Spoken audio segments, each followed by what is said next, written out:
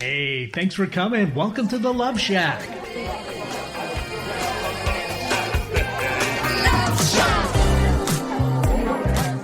Hey, welcome to the Love Shack, a little old place where we get together, explore fresh perspectives, eavesdrop on juicy conversations, and uncover mysteries that nobody talks about but absolutely influences our relationships. If you are struggling in your marriage, just starting out in a new relationship, or are single and know you've got to do better next time, this show has been created just for you. I'm Stacey Bartley, for those of you who don't know me, and I'm here with my co-host and lover, Tom. Together for the past decade, we have been teaching and loving on people from around the world with the sole purpose of helping singles and couples create and experience love for a lifetime in their relationships, both with themselves and others. And a shout out to our listeners. Just a quick reminder of all the different places you can catch us. Again, thank you for wherever you find us and listen to us. We are live every Thursday, 1 p.m. on our awesome station up in Seattle, KKNW 1150 AM. Yes. And then we also stream through the powers of technology and our awesome engineer, Eric Ryder, at the board there. We stream to our YouTube and Facebook pages, which is Love Shack Live Show. And then sometime Friday, through the powers and our team, our episode is uploaded to all the podcast directories from Apple to Spotify and Google and everywhere in between. So bottom line is, thank you for your precious time sharing some of that with us, and wherever you find yourself today or whenever you're listening, we appreciate you. Yeah, and because all great conversations begin with sharing a beverage or something that we eat, when you think about it, we want to create an experience of inviting you into our Love Shack and into our world today. And so we always start our episodes with a conversation about what it is you're drinking. For Tom and I, it's pretty consistent, but we have a little sparkly going on, and we got sparkly water and sparkly wine and water in the spirit of full disclosure. And I want to give a shout out to people who have shared with us what they're drinking today. Dawn is enjoying a LaCroix mango sparkling water. Oh, and that Paul, sounds good. I know, I like those. And Paul is enjoying a Pale Ale, which Tom and I, we have a neighbor that's a terrible influence on us. Sure. And she's Blame probably going to listen neighbor. to this recording. Donnie, and we sorry. love her. She's adorable. She's wonderful. The incredible neighbor that she is. And she's a bad influence on us when it comes to beers. She's introduced us to the whole world of micro beers. So grab your favorite beverage right now and join us in this conversation that we're about to embark on. Today, we're going to cover the second part of a series that we started last week in episode number 36. It's the two-part of epic ways to actually maintain a healthy relationship. Believe it or not, we can itemize these. We can say this and this and this and this and this are all important things to be aware of when you're stepping in to creating what we call love for a lifetime.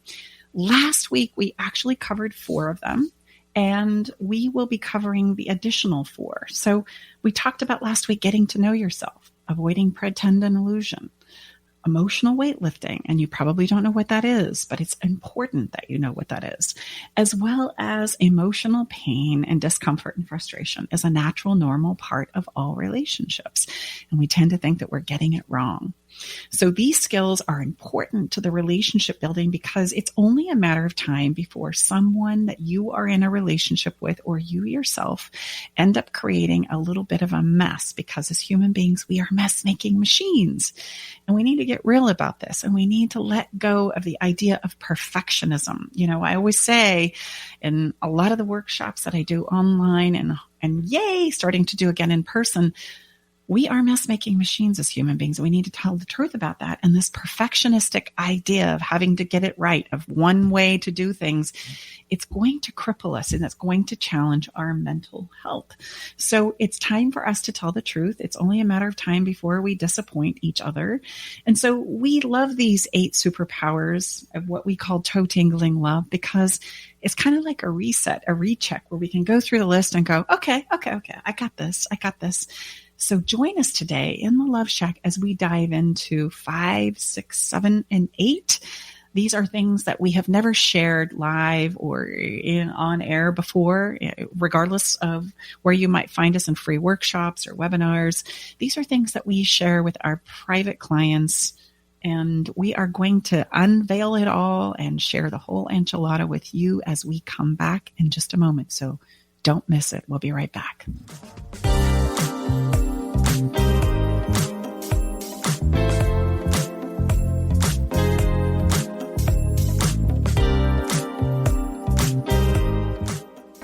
Here's what one of Stacy Bartley's clients says about working with her. Working with Stacy has been life-changing in a very magical way. I wanted to work with Stacy when I left a long-term marriage because I didn't want to repeat any of my relational, how would you say, unhealthiness. I'm so amazed how she has taken her experience and wrapped it into her own program, a program that is designed specially for you, for anyone that moves forward with her. She's unique, she's profound, she's magical. She has a love for others that is unmatched, and it would be a gift to yourself to work with Stacy. To book your 30, 45-minute, or 60-minute session with Stacy, go to stacybartley.com/checkup. Hello, I'm Nathan Mum. Join me and Mike Roday as we host a weekly technology show that talks about technology for the everyday common person. We are a live radio program that airs Saturday from 4 to 5 p.m. on YouTube, Facebook, and Twitch. If you go to facebook.com/TechTimeRadio, youtube.com/TechTimeRadio, or twitch.tv/TechTimeRadio, you can catch us live Saturdays from 4 to 5 p.m. You can find us at all podcast services online, from Apple to Google and everything in between. Are you ready for something real, raw, upfront, and honest? Then tune in each Wednesday at 2 p.m. right here for Love from the Hip. I am spiritual hypnotherapist, master esthetician, and the host, Sakura Sutter. This show is unlike anything you have ever heard and was created to help others to help themselves. Hear me follow up with guests I have hypnotized and see how it has improved their lives. I will also spotlight amazing people from around the world, their skin tips, live readings, and answers to life's burning questions. Join us each Wednesday at 2 p.m.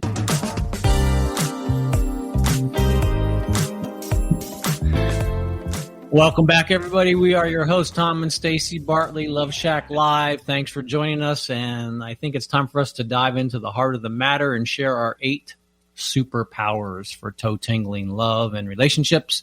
If you haven't caught the first 4, please go back to last week's episode. Episode number 36. Number 36, and we are going to step in. Stacy reviewed those at the top of the show, 1, 2, 3, and 4. Now we're going to step into The 5, 6, 7, and 8 in the heart of the matter.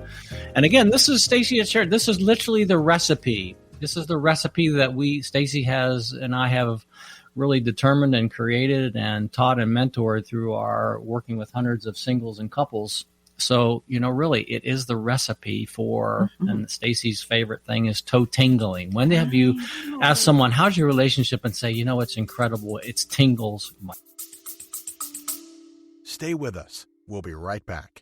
Navigating the silent, complex moments of separation or your partner's need for space can feel like walking through a maze without a map. If this sounds familiar, know that you are not alone. This journey, filled with uncertainties and introspection, requires a gentle, understanding guide. Hey, I'm Brooke from Love Shack Live. We see you, and more importantly, we get it. That's why we created the Separation Support Bundle. A collection of resources designed to not just guide you through separation, but to offer comfort and clarity during these times. Our separation guide offers insights and support to help make sense of your emotions and the process of separation. And for those moments when words escape you, our guide on 10 texts to send when navigating space provides thoughtful prompts to help communicate with compassion. Plus, a soothing separation meditation to help ease the overwhelming moments. Because sometimes all we need is a starting point, or a way to start feeling okay again. Remember, you don't have to journey through these complexities of separation alone. Our Separation Support Bundle is here to accompany you, guiding you towards healing, understanding, and most importantly, the renewed sense of self.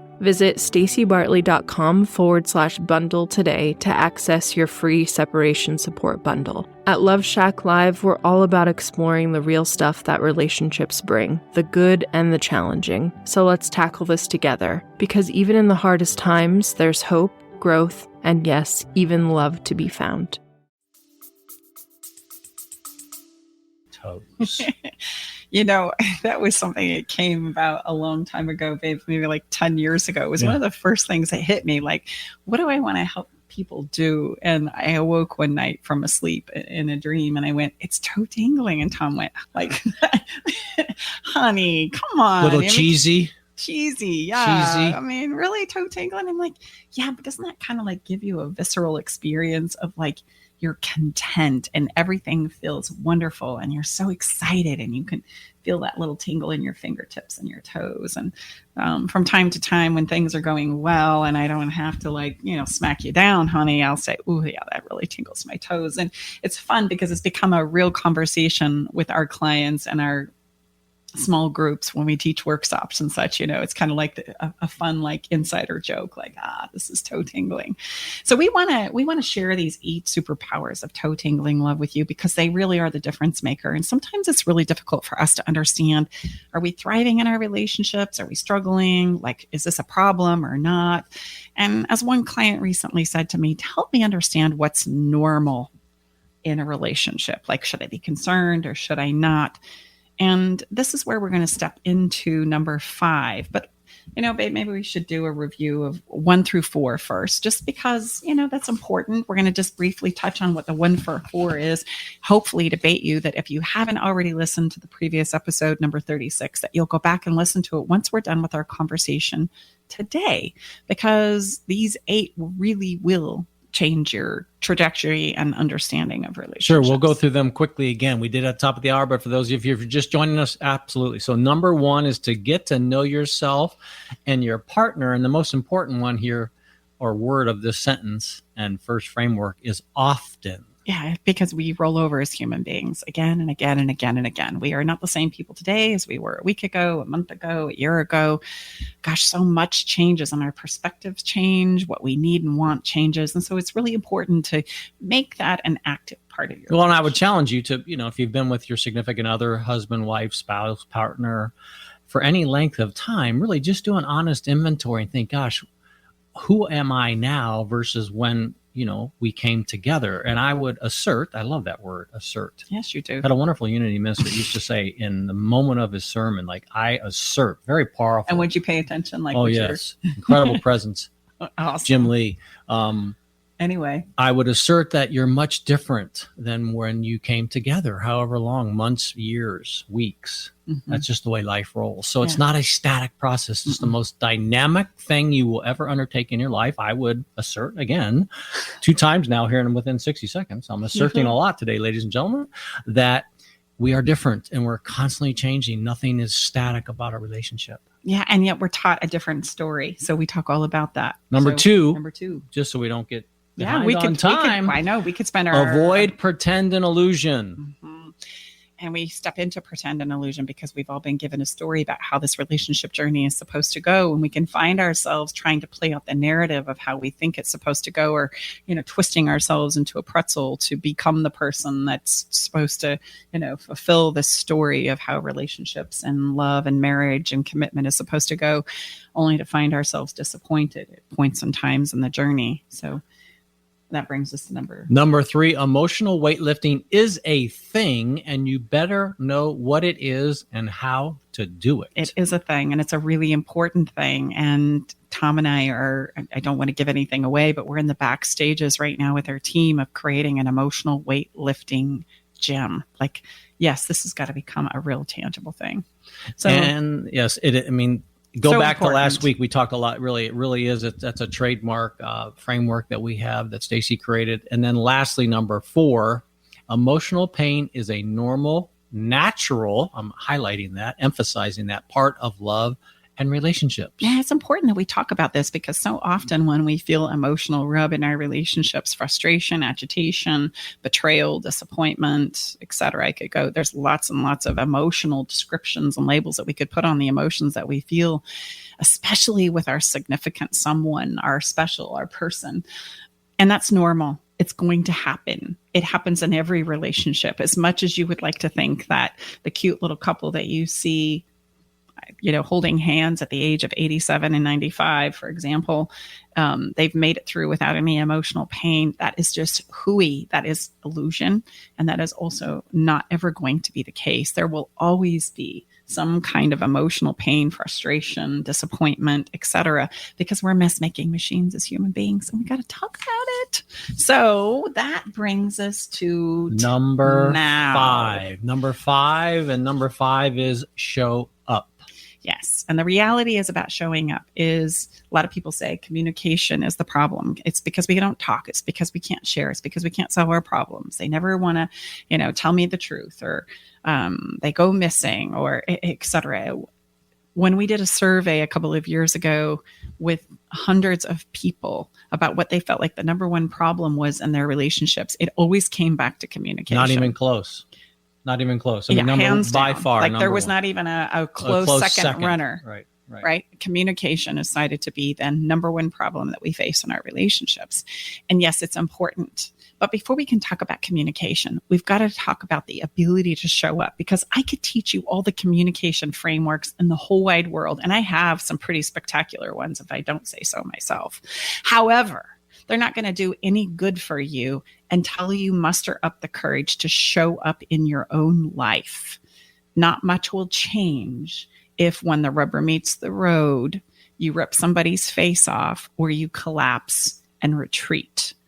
And then the conversation won't happen at all. And we start to spin a story in that illusion we talked about last week, why it is that I have to do this rip your face off or collapse into the unknown. So give me for those of us out there that things don't come as quickly as they do to my wonderful wife, show up. So meaning show up where I'm feeling like I'm my most authentic self, my most honest, maybe that's my most honest self. It's mustering the ability to show up at the conversation in the first place.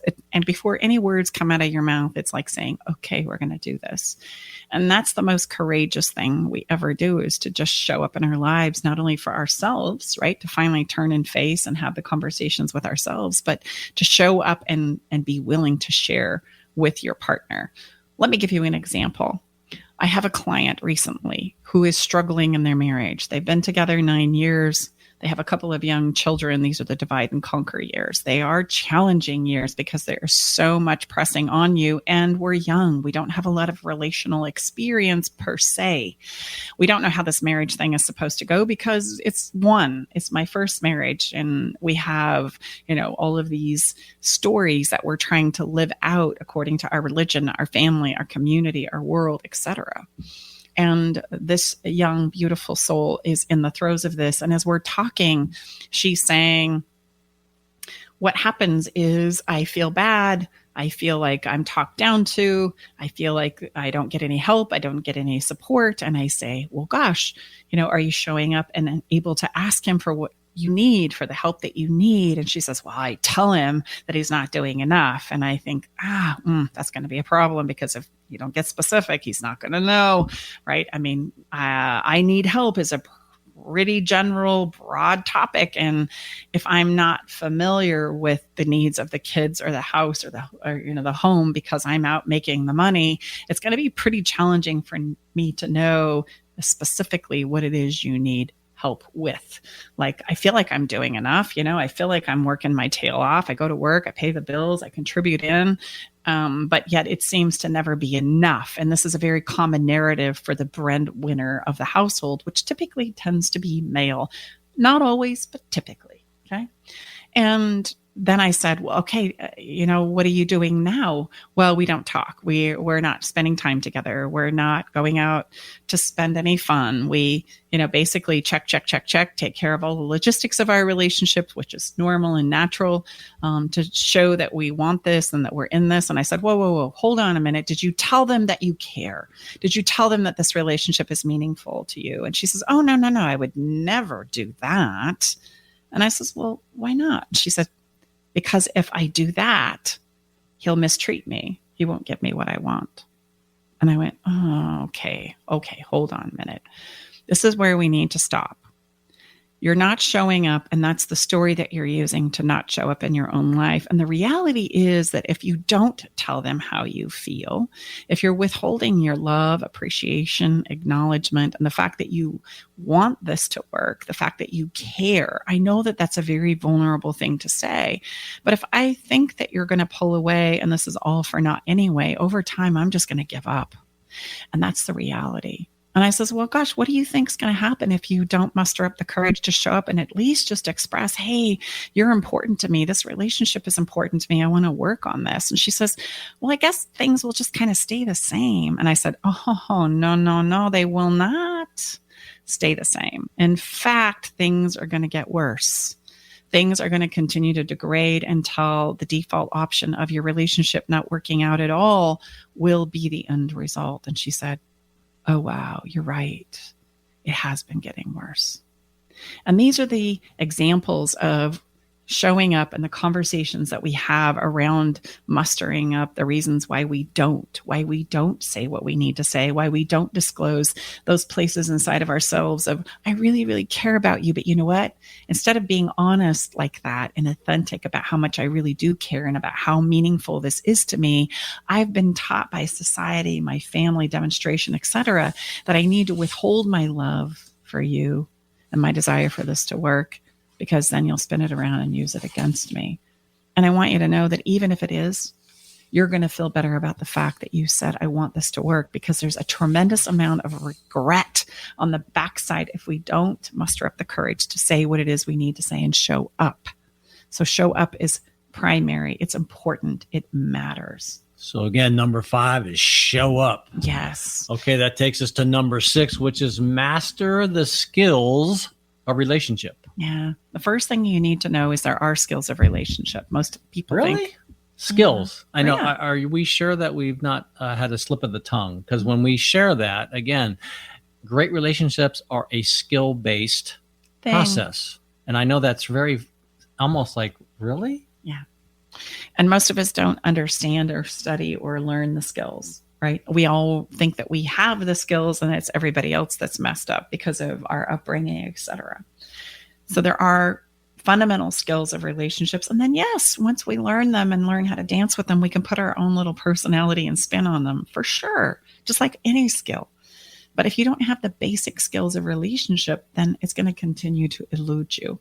So I thought it might be helpful in this conversation to point out what those basic are. What are those basic skills that we need to be able to master and do in our relationships that makes everything not perfect, far from perfect, but it equips us to be able to navigate through the inevitable ups and downs of life and relationships, of love. So we have an A, B, C, and D for number 6. Well, I mean, or 1, 2, 3, 4, not to confuse. Well, I'm kind of a radar, so let's go A, B, C, D. I love it. So all right. A, first things first, you must know how to create safety and permission for yourself and others. And let me just, again, I say this all the time, but I think it's an important distinction. Of course, when we say permission and safety, physical goes without saying. There is no room for those to not be in place for your relationships. And absolutely zero tolerance. And if then, go ahead. Listeners, you're struggling with physical safety, physical challenges, okay? Get support with that. You're going to need some help and support with that. This is talking about the emotional safety to and show emotional up. Permission. Yes. Yeah. I love it. Huge. So you're going to step into that? Well, I would just say that, again, in the emotional side of again, we have a physical body, if you listen to us, and we have an emotional body, and the emotional body is huge. It really was what runs the show, especially in relationships. But we need a balance of both. But if we don't have the permission and safety, we're not going to be able to show up. Mm-hmm. We're and not. So creating this safety and permission is paramount to relationships. And how do we do that? I was going to say, how do we give us an example of what would that look like, or more importantly, what would that feel like? Well, the first thing we need to understand is that as human beings, we all feel like we have the answer, that my way of doing things is the way. And what I need to do is convince you that it's the way, and I need to pull out all my evidence, and I need to, basically chew you down to the point where you see that, or I just acquiesce and give up. And that's pointing to how we typically show up in our relationships is a version of control and collapse. And there's lots of varieties between those two opposites of control and collapse. The nature of the names probably gives you an idea of how it shows up. But control is kind of rip your face off. I'm the driver. I know the way. You're going to do it my way or else. And a collapser is more of a person who goes along with that, right? Until they can't take it anymore. And this dynamic that shows up in our relationships has us wondering if we should say something or not say something, or the way that I say it, I know is not working, but I don't know how to do it any other way. And what I want to impart to you is that everybody thinks that their way is the best way. And if you think about how ferociously we all want to be able to express how it is we feel and how we see it, like we just want to be able to say it and know that it's heard and that it's understood. Doesn't mean I have to go along with it. That alone would do a lot to alleviate the contention and the fights in our relationships. Like, okay, just tell me what you're thinking then. Okay. Because typically, if I don't agree with you, I'm trying to shut it down. I'm trying to criticize your perspective. I'm trying to minimize the way that you feel about it. And if I could just give it a little permission, if I could just give it a little space, realizing it's not contagious, it's not going to get all over me. All it's going to do is give me an understanding of where you're coming from, because I already get where I'm coming from. Then it can change the trajectory of the understanding of the problem and the challenge that we are facing. So it's all about permission. In fact, I would take it a step further and say permission, the ultimate permission for me to feel the way that I feel and to give that space to you for you to feel the way that you feel is the epitome of unconditional love.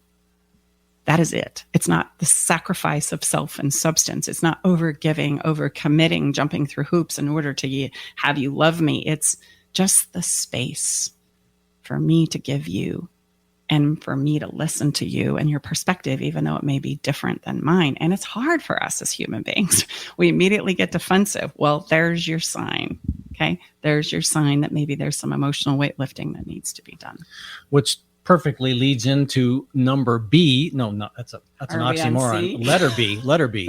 Say what you mean to say in a way you can hear and be heard. Yes. Oh, so that's right. We were going through the skills. I kind of got off there. Yes. I know. Yeah, because I'm not passionate about this at all. So maybe we should go A is first things first. And permission. Safety and permission. Mm-hmm. B is say what you mean to say in a way you can hear and be heard. Yes. And so this is where some of the communication frameworks become really darn handy. We learn our patterns of speech through our teachers and through predominantly the families of origin that we grow up in. And we will continue to say them. They seem to work at home, so we think that they're going to work out in our relationships. And so there's patterns of speech and communication frameworks that absolutely need to be learned and mastered so that we can say what we need to say, but in a way that is heard. And I would just insert that, in fact, Stacey and I were talking about this in our meeting in front of our show this morning, is many times it's very, very simple to how we teach and mentor our clients, as far as can be just a slight change in the order of how the words are shared with our partners is a distinct and huge difference of the outcome. Huge. Huge. Not complicated at all. But it's a skill. It's a skill. Mm-hmm. Letter C, ask for what you need and want. This is hard for us because we've been taught to not really disclose what it is we want and need, because typically it's either been shut down, like, who are you to want that? Or you think the world just revolves around you? That typically is the place that we go. So we drop hints, we kind of allude, and we assume that if you love me and that we're committed to making this work, you're going to know how to love me until you don't. And then I become hurt and feel betrayed and frustrated. And the reality is I don't know what that is. And yes, we have the wonderful 5 love languages. And I think that's spectacular, but it's not going to do a lot for us if we're in the heated disagreement or we're facing a deep challenge. I can't just do your love language and then everything be fine. We've got to be able to talk about it and explore where everybody's coming from. And so that takes these skills of safety and permission. It takes saying what you mean to say in a way that it can be heard. And then you've got to show up and you've absolutely got to lay the card on the table and say, this is what I need. This is what's important to me. This is how I feel. Going back to the story earlier of that cute, adorable client who's saying, I can't say what I want. I can't disclose that I want this to work. If she could if she could say, I really want this to work. You're so important to me, and I'm afraid that we're not going to make it. What can we do to fix this? That would do more than pointing out all the flaws and all the problems and all the things that are going wrong in their relationship. It'll get to a point where we just tune out because it's too painful. We go numb. We don't want to hear it. But if I know you care and I care and we can disclose that, then it sets us in a place where we can go forward in a brand new way. And we can look at things from a totally different perspective. So it's important for us to talk about and learn how to talk about what it is we need and truly want, not just what the problems are. When Tom and I do live workshops, whether they're online or in person, yay, this is a place where people get bogged down, right? It's classic because we've never really been given a place where we can say, okay, so what do you want? Oh, can I say it? Can I really say it? Yeah. Say it like this. Yes, say it like this. Well, it's really, I would just say in summation would be to really, really learn how to advocate for yourself. Okay, so we're going to continue to move on because I can tell we're going to run out of time. Letter D is teach others how to love you best. Yes, that's our job. It's my job to teach you what I need, what I want. How what you mean? I don't know. You mean I can't read your mind? Well, how successful have you been at that with me? And I would say I adore you. And yet, if I slip into the place, and in spirit of full disclosure, sometimes I have. You should just know. And then I have to catch myself and go, yeah, he doesn't know. Otherwise, he'd be doing it because I know you love me. And so I got to teach you. I got to teach you how to love me and vice versa. Right. So it's important for us to recognize and realize people are not going to know what you need unless you disclose it, because that's not information they're privy to. They only know what they need and want. And yet we fail to disclose that. And letter E is, and most important, sprinkle lots of fairy dust. Fairy dust is just acknowledgement, appreciation, and I remind you that you matter to me. And even if we're struggling and having a difficult time, fairy dust helps us get through the rough bumps by just reminding myself and each other that we care, that we want this to work, etc. So give us that same example or another quick example. So let's say I'm getting ready to step into a conversation perhaps I've never had before. How would I start that and use some fairy dust on the front side of that conversation? Well, it's part of our communication framework where you teach or not teach, but you use fairy dust on every difficult conversation that you will ever have. And fairy dust just sounds like, hey, before we step into this, I'm kind of nervous and my armpits are sweaty, but I want you to know I really care about us and I care about our relationship and I want this to go well. And there's a few things that I just need to share with you and know that you hear and understand them. You have a minute? That's a great setup for a difficult conversation. And then regardless of how it goes, make sure you use fairy dust on the backside too. Right? We call it the communication. We like to sandwich. say you can't overshare, oversprinkle fairy dust. Because we're all looking for that reassurance that you're in this, that you care about me, you want this to work. And if you're not, then we need to disclose that too. Number 7, moving right along, is manage commitments. I think you kind of cut me off. I know, I'm sorry, but radar is watching the time. Time. See what I deal with, ladies and gentlemen. 7. We got to keep the show moving. 7, okay. Number 7, manage commitments. That was commitments. A lot. The C word is huge. In fact, just so you know, real quick story, I'll make it fast. On our second or third conversation when Stacey and I came together over 10 years ago, over the phone, she said, I just want you to know I have no intentions of ever getting married again. I did say that. And I said, okay, that's, we have not a deal breaker. Let's continue. So. Well, I was very commitment phobic and I didn't understand then what I'm about to share with you now, which is commitment for us human beings is very normal and easy for us to do. We all want to get in. It's just we're afraid to get in. And I realized it wasn't commitment I was afraid of. It was actually navigating the inevitable ups and downs that I know after being married and divorced twice were inevitable. And I didn't need another mark on my scorecard of divorce number 3. And so I decided I was going to solve that problem like so many of us do. We're just not going to do that. We're just not going to get married.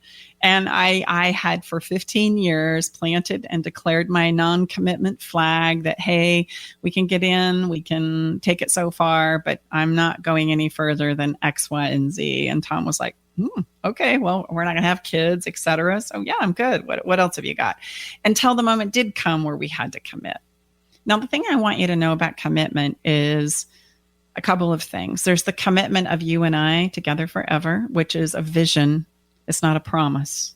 And those are very different.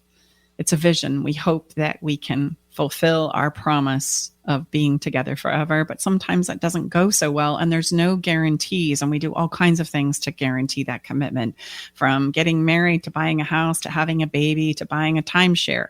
Having a business looking together. for a guarantee, a Right. business together. Yeah. We're looking to give us some kind of surety that we are going to make it, without realizing these things that we're sharing with you are going to be the thing that are going to help you make it.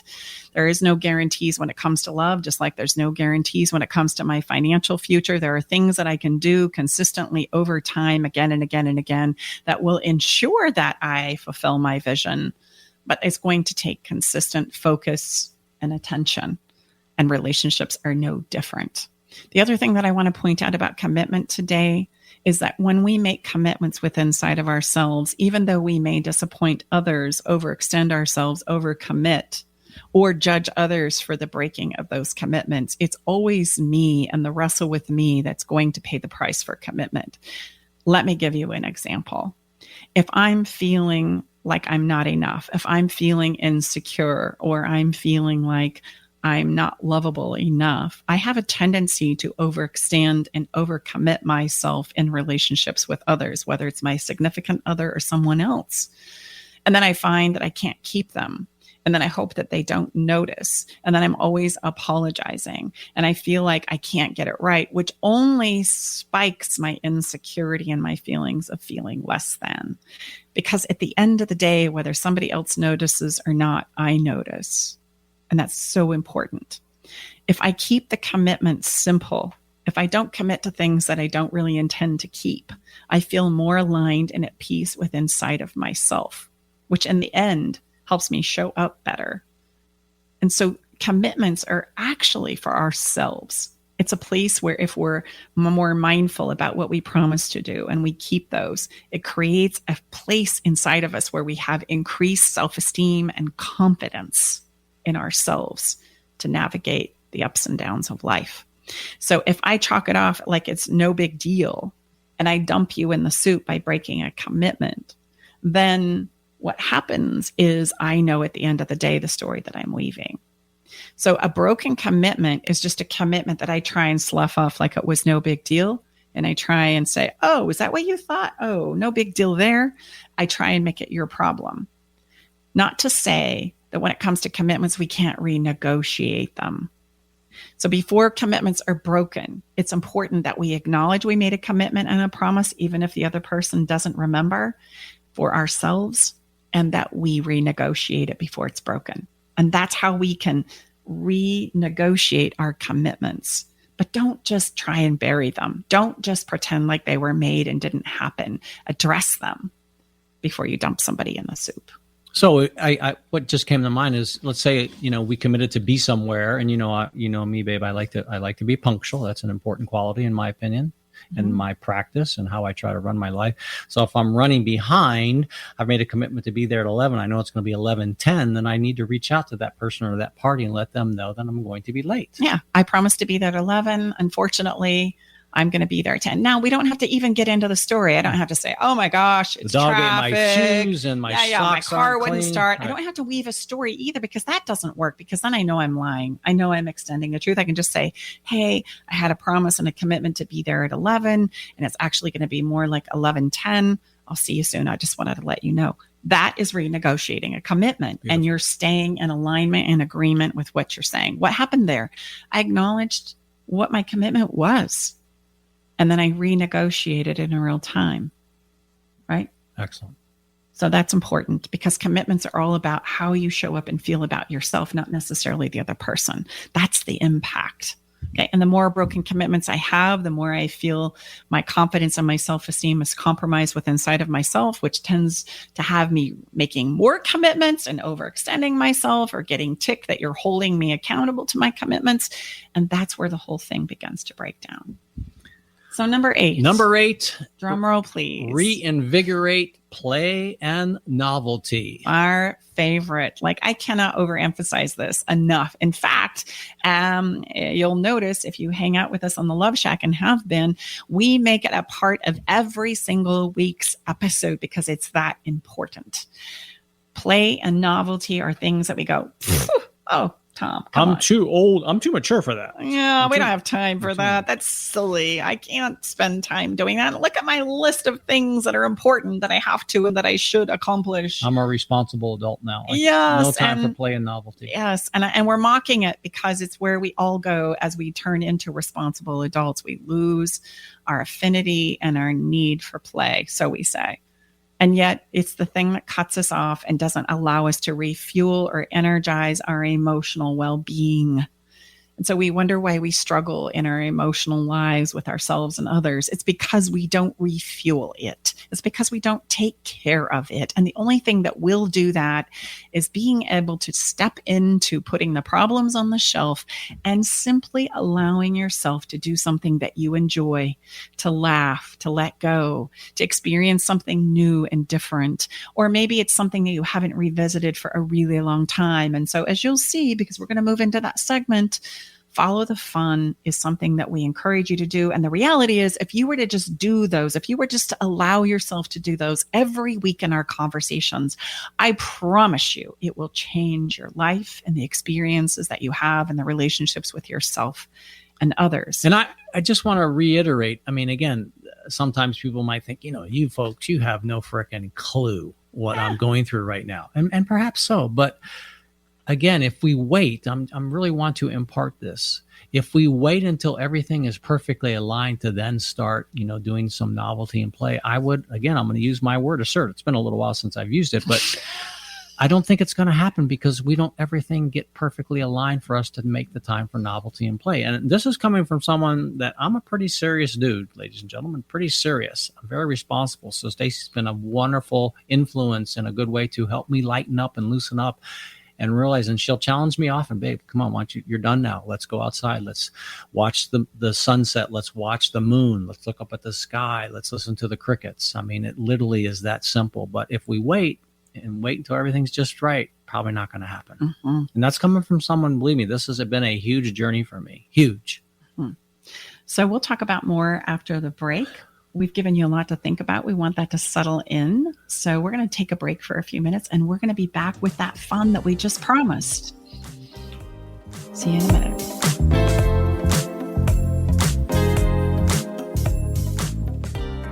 Here's what one of Stacey Bartley's clients says about working with her. Working with Stacey has been life-changing in a very magical way. I wanted to work with Stacey when I left a long-term marriage because I didn't want to repeat any of my relational, how would you say, unhealthiness. I'm so amazed how she has taken her experience and wrapped it into her own program, a program that is designed specially for you, for anyone that moves forward with her. She's unique, she's profound, she's magical. She has a love for others that is unmatched, and it would be a gift to yourself to work with Stacey.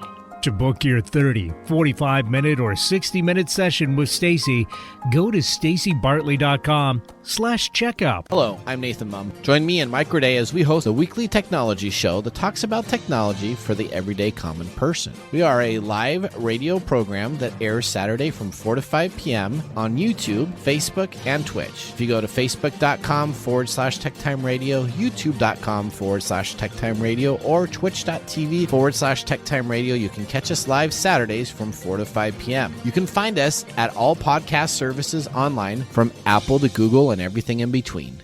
Are you ready for something real, raw, upfront, and honest? Then tune in each Wednesday at 2 p.m. right here for Love from the Hip. I'm spiritual hypnotherapist, master esthetician, and the host, Sakura Sutter. This show is unlike anything you have ever heard and was created to help others to help themselves. Hear me follow up with guests I have hypnotized and see how it has improved their lives. I will also spotlight amazing people from around the world, their skin tips, live readings, and answers to life's burning questions. Join us each Wednesday at 2 p.m.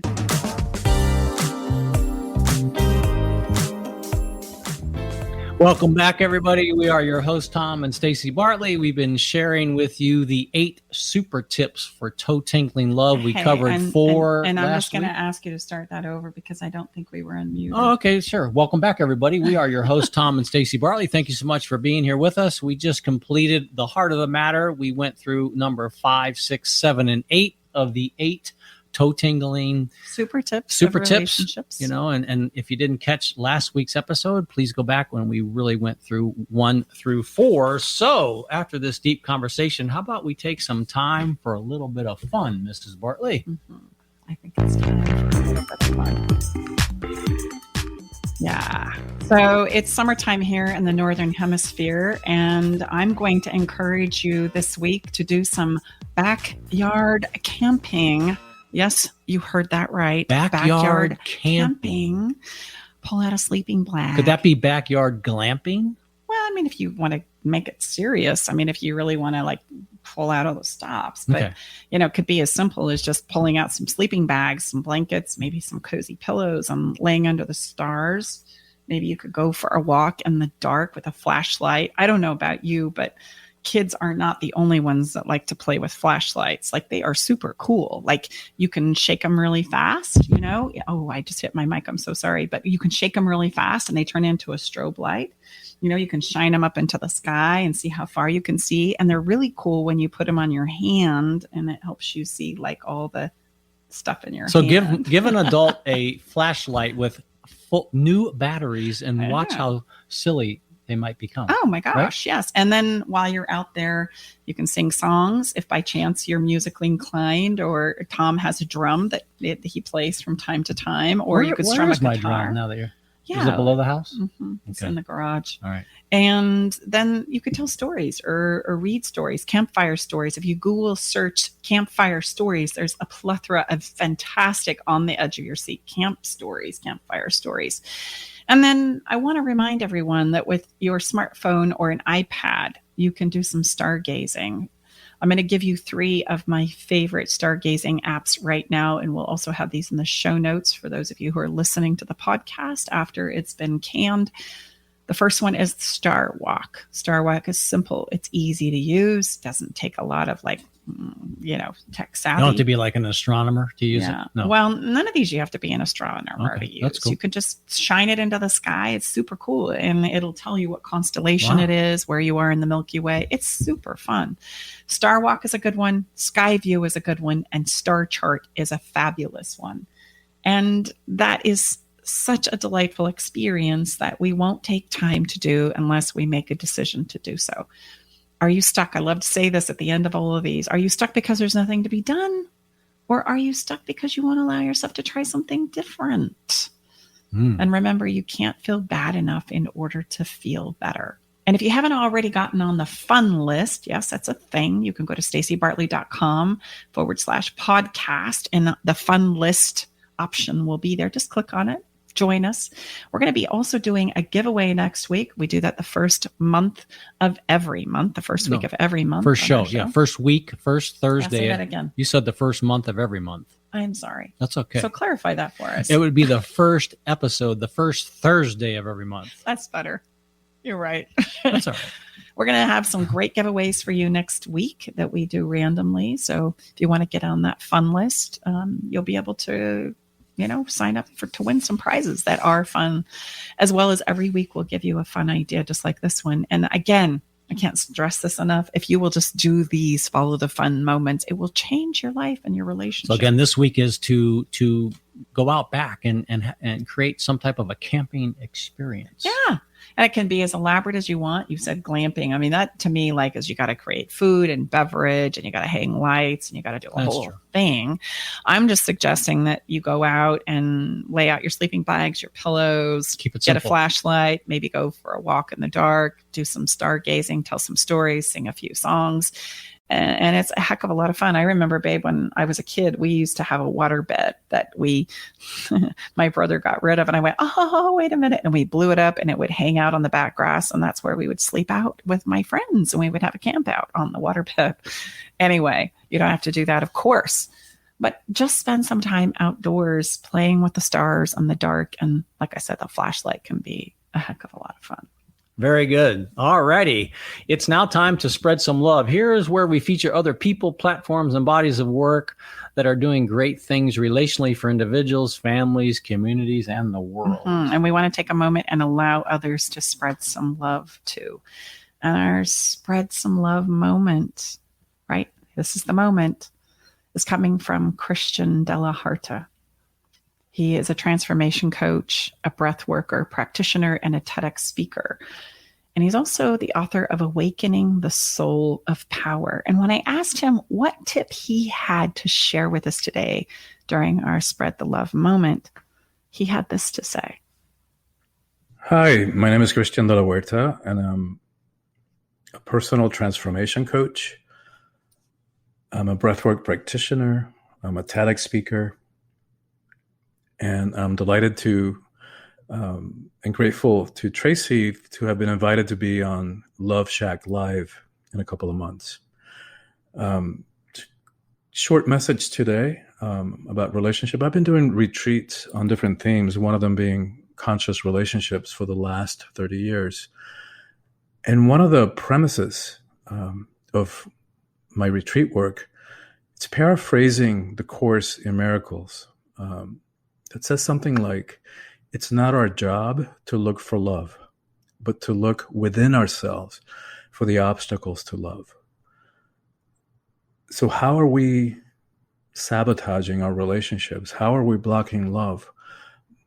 Sometimes even from the get-go, by attracting the wrong people, by falling for people who are not available, who are not a match, who live on the opposite side of the country or the world even, who are already with somebody else, or who maybe they're just not there.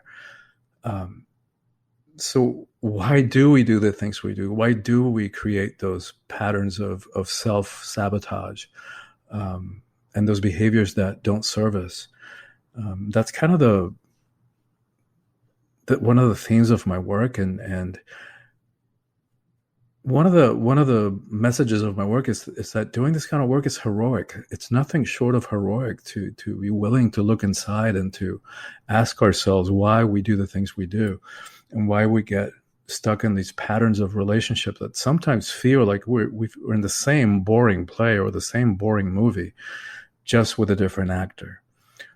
So it's really worthwhile work to be willing to go within and to ask ourselves the hard questions and to face our inner demons, because the reward for all that is freedom, and the possibility to choose and to have the kind of relationships that we really long to have, and the kind of lives that are filled with meaning and purpose, a sense of personal empowerment, which is, by the way, the theme of my latest book, Awakening the Soul of Power, which is what Stacy and I are going to be discussing more during the interview. So thank you.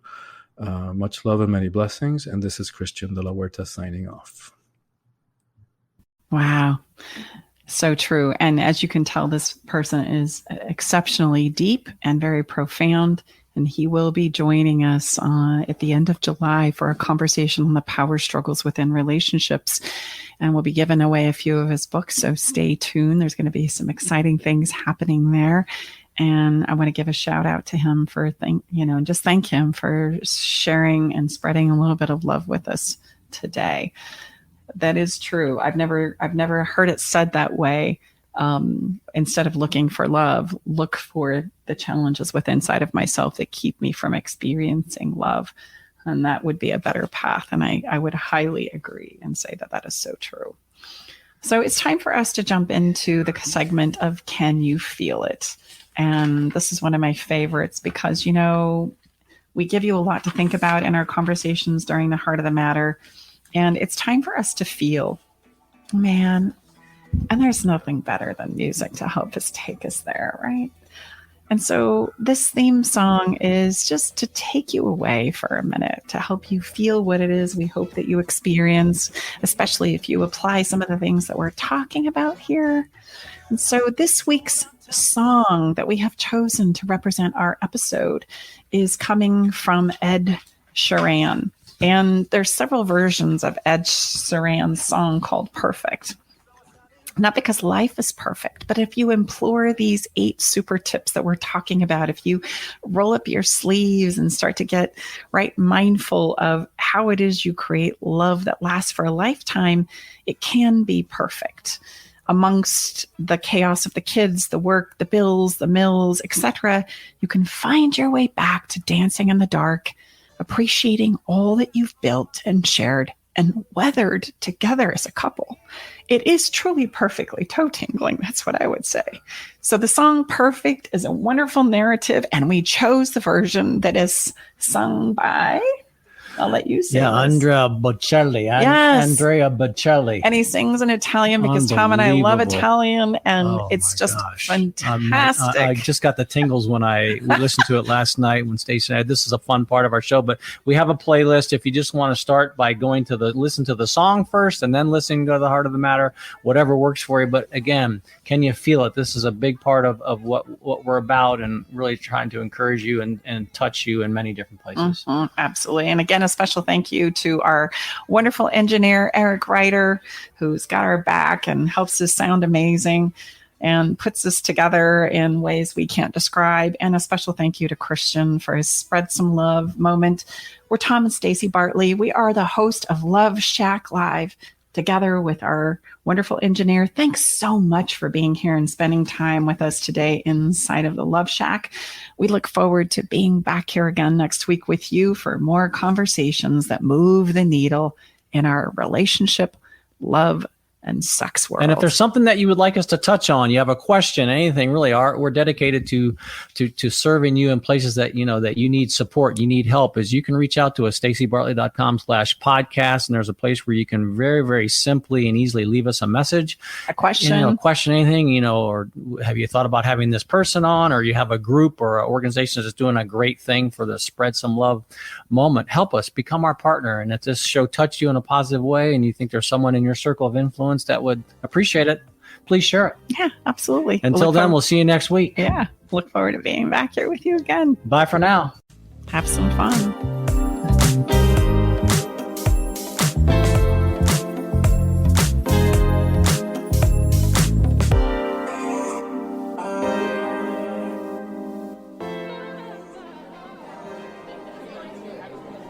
Thanks for joining us today in the Love Shack.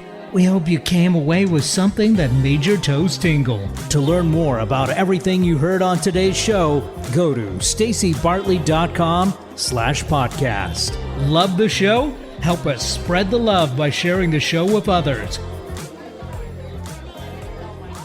Okay, everybody, time to go. We gotta close the doors to the Love Shack for this week. You don't have to go home, but you can't stay here. Come back next week, though, and join us for another edition of Love Shack Live with Tom and Stacey Bartley.